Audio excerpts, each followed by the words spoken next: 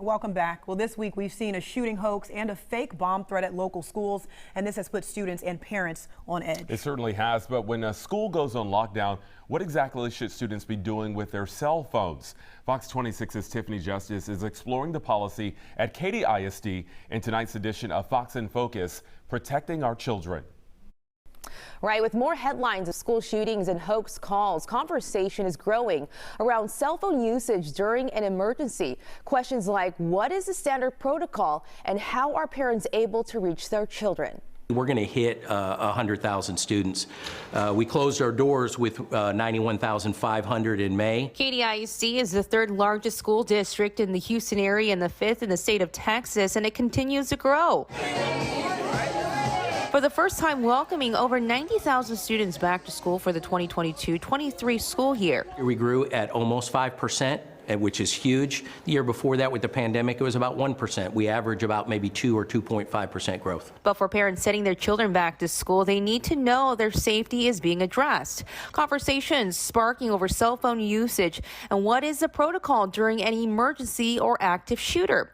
Ruben Martinez, a district emergency management coordinator, saying there are policies in place when a student may or may not use a cellular device. As Dr. Gregorski said, for educational purposes, there is a directive for them to put their phones away. My answer is two-part, if you will. There's an elementary version and there's a secondary version. Obviously, our secondary students that have more liberties carry their phone with them. Our elementary, more so, it's in their backpack and whatnot.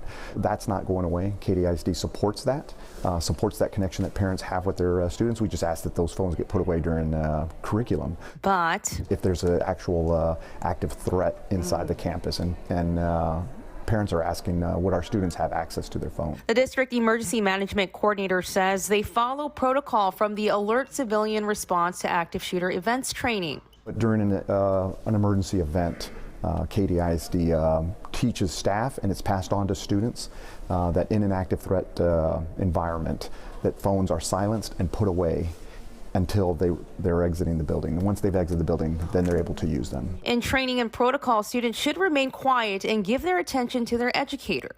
Which that's what they recommend, and so I just carried it over and added as a guideline for how we conduct ourselves. We have more of a police presence this year across our district than we've ever had in any other time I've been here in Katy ISD. Superintendent Gregorski says schools have been fitted with the latest safety and security mechanisms and features recommended by the Texas School Safety Center. Have entryway vestibules that establish controlled access to buildings. With vestibules leading into the building, door security, and the school district has also partnered up with local law enforcement agencies conducting safety security drills. We're very well prepared.